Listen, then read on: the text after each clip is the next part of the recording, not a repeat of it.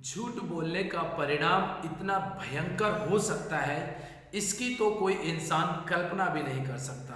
Bible में जिस व्यक्ति ने झूठ बोला उसको तुरंत स्पॉट पर ही उसे सजा मिली है, उसे मृत्यु की सजा मिली है। झूठ बोलने का परिणाम किसी को अपनी जान देकर के चुकाना पड़े तो मैं समझता हूं कि इंसान को झूठ बोलना बिल्कुल बंद कर देना चाहिए।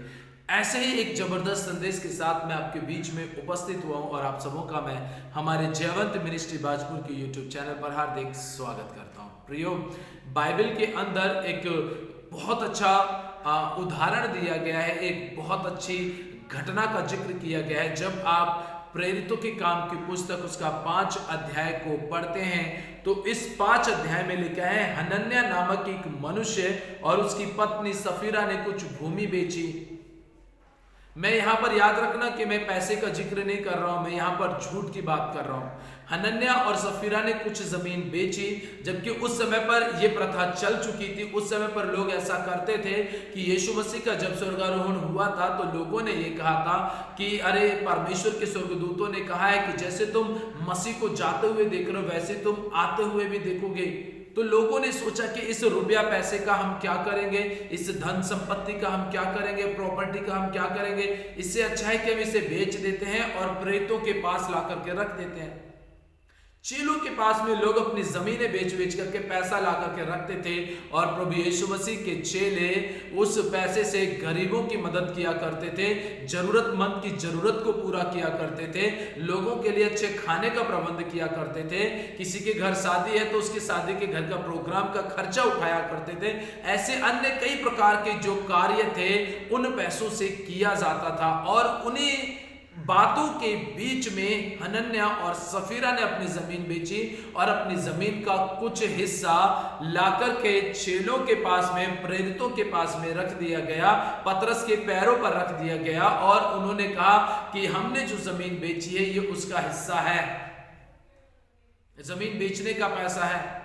आपको पता है हनन्याह ने तो छिपाने की कोशिश की, हनन्याह ने तो झूठ बोला कि मैं सब लेकर आ गया हूं, लेकिन पवित्र आत्मा परमेश्वर ने जो पतरस के अंदर काम कर रहे थे, पवित्र आत्मा परमेश्वर ने पतरस के माध्यम से ये कहा कि हनन्याह तू झूठ बोल रहा है, शैतान ने तेरे मन में ये बात क्यों डाली कि तू मुझसे झूठ बोले। क्या जब तक वो जमीन तेरे पास थी क्या तेरी ना थी?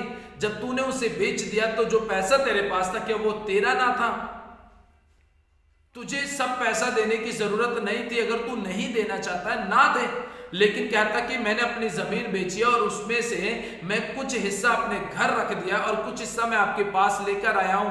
परमेश्वर के दास और पवित्र आत्मा उसे भी ग्रहण करके लोगों की सेवा के लिए इस्तेमाल कर लेते, लेकिन कम से कम वहां पर झूठ तो ना बोलते। तुरंत पतरस ने कहा कि शैतान ने तेरे मन में यह बात डाली है।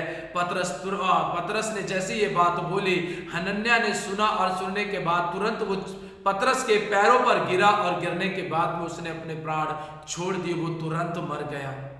सफीरा ये सब कुछ ना जानते हुए भी उसको बुलाया गया, जब वो आती तो उससे पूछा जाता है, वो भी यही बात कहती, वहां पर भी वो झूठ बोलती है। प्रियो, झूठ से परमेश्वर सख्त नफरत करता है, क्योंकि झूठ के कारण ही आज मैं और आप गुनाहों की जंजीरों में जकड़े हुए हैं।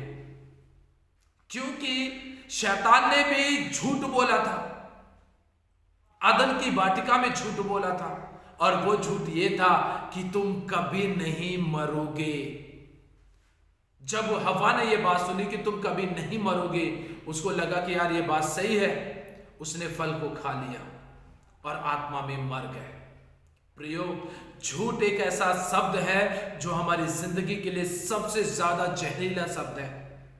जब आप प्रकाशित वाक्य की पुस्तक को पढ़ते हैं तो वहां पर लिखा है, हर एक झूठ का बोलने वाला और झूठ का चाहने वाला और झूठ का गढ़ने वाला।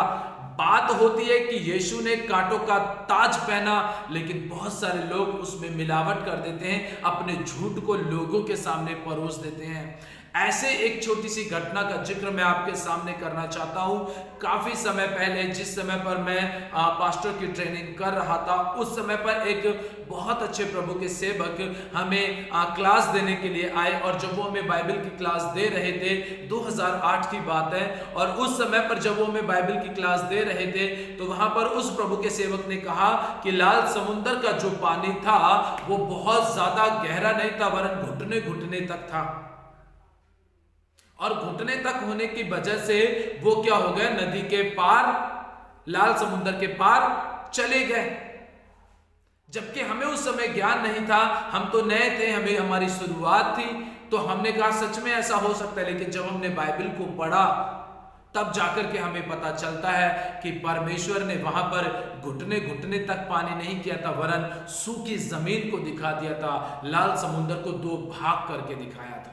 तो कुछ लोग अपने झूठ को ऐसा परोसते हैं कि सामने वाला व्यक्ति सुने और विश्वास करे और वो कहे कि यार सच में यह संदेश बहुत अच्छा है।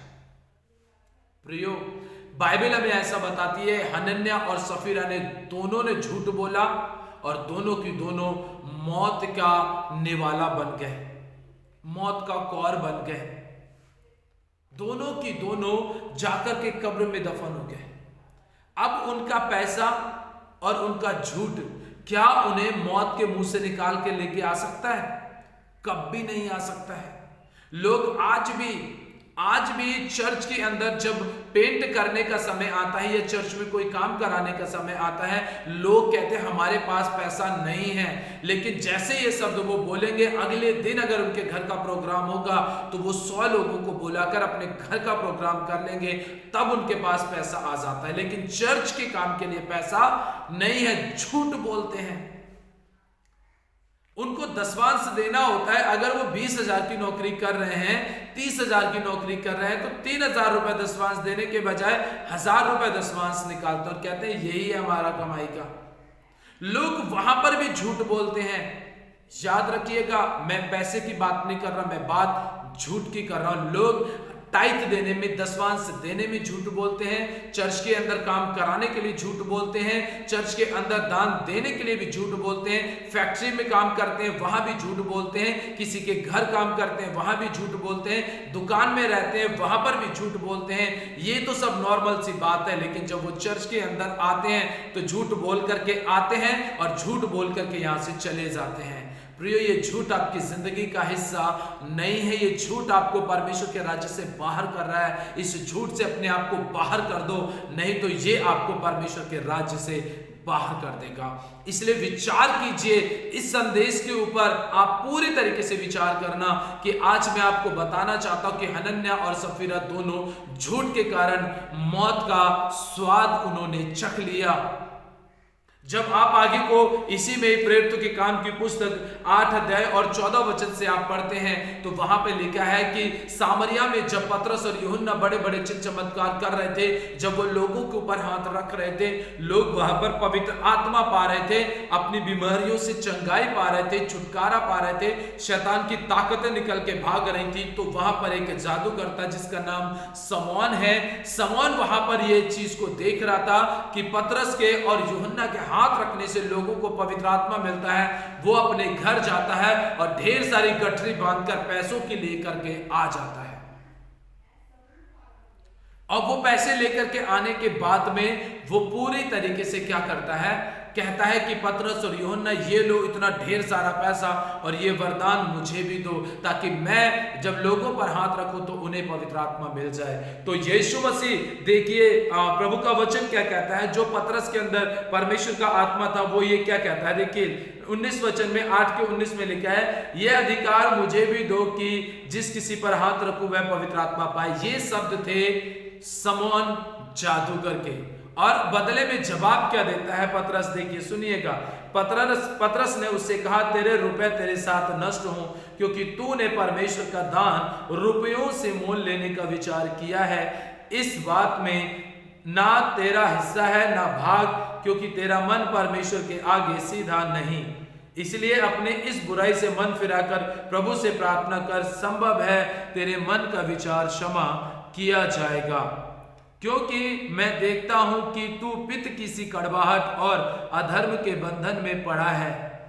जैसे ये बात कही तो तुरंत उसके जीवन में कुछ ना कुछ समस्या उसे दिखाई देने लग गई। बात पैसे की नहीं आती है, परमेश्वर को पैसा नहीं चाहिए।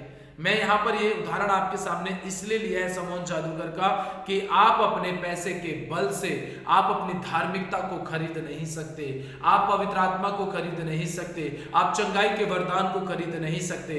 यदि आपको धार्मिकता चाहिए, चंगा करने का वरदान चाहिए, किसी को ऊपर पवित्र आत्मा है उसका वरदान चाहिए, तो उसके लिए आपको पैसे बहाने की जरूरत नहीं है। उसके लिए आपको अपने परमेश्वर के साथ समय बिताने की जरूरत है, परमेश्वर की नजदीकी में आने की जरूरत है। प्रियो, याद रखिएगा, आपके पैसे से ज्यादा महत्वपूर्ण ये बात है कि आप परमेश्वर के साथ समय बिताएं। और आप जहां भी काम करते हैं, जहां भी आप रहते हैं, जिस क्षेत्र में भी रहते हैं, वहां आप झूठ बोलना बंद कर दीजिए, क्योंकि झूठ से आपका बिजनेस नहीं चलता, बिजनेस परमेश्वर के अनुग्रह से चलता। आप सच बोलेंगे, परमेश्वर आपके बिजनेस को बहुत बढ़ाएगा, आपको फलवंत करेगा।